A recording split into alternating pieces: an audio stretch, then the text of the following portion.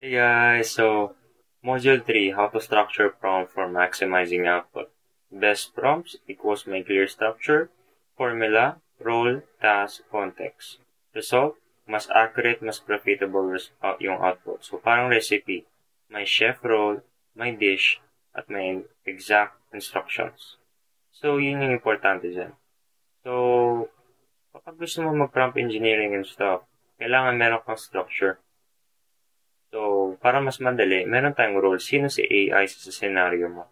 Yung task, ano exactly yung gagawin niya?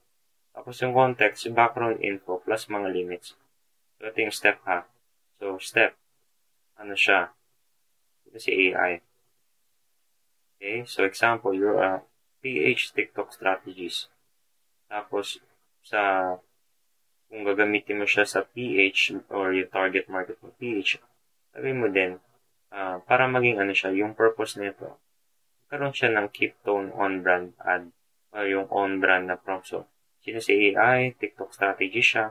So, mag-act din siya as TikTok strategist. So, anong yung task yung gagawin niya? TikTok strategist, inuutusan mo siya mag-create ng 5 hooks. So, ang output, task ad copy. Yung context, background plus limits. Yung limitation mo, boundary. Huwag ka susobra, Mr. PH TikTok strategist na gagawin ng 5 hooks. Ito criteria ko. Make them taglish Gen Z 15 seconds. Diba? Viral ready. Merong role, task, context.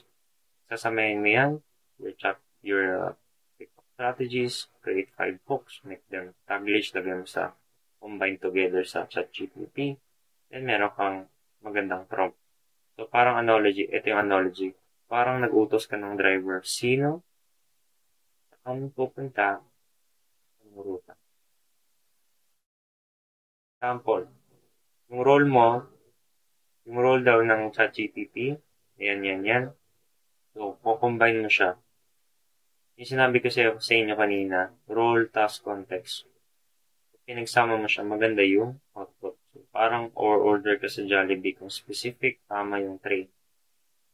So, ano yung difference ng poor versus good prompt? Yung poor, sasabihin mo, tell me about AI. Di ba napaka-generic? Pero kung sasabihin mo,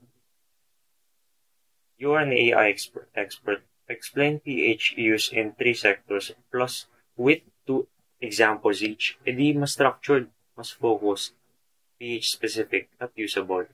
So parang tanong sa tindera, pahingi pagkain o isang skyflex at malamig na po. Diba? Yun yung good prompt.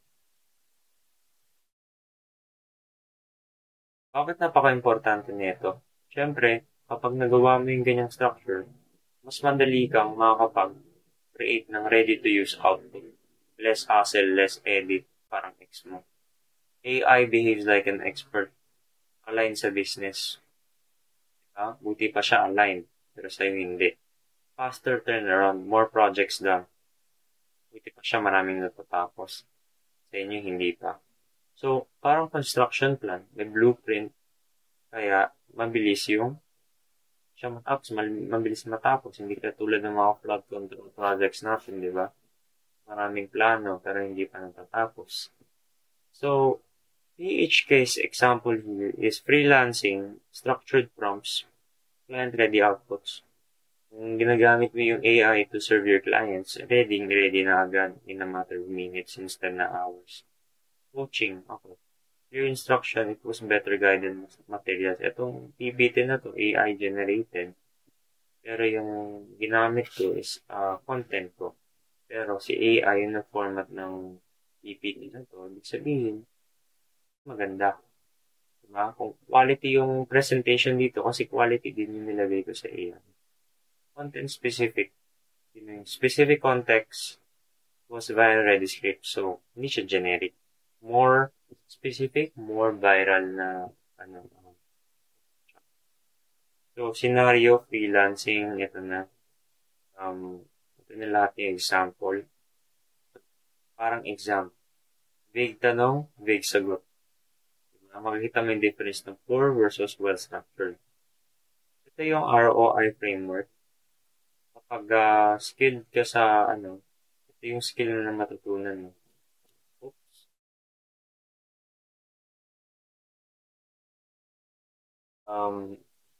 Meron kasing daga.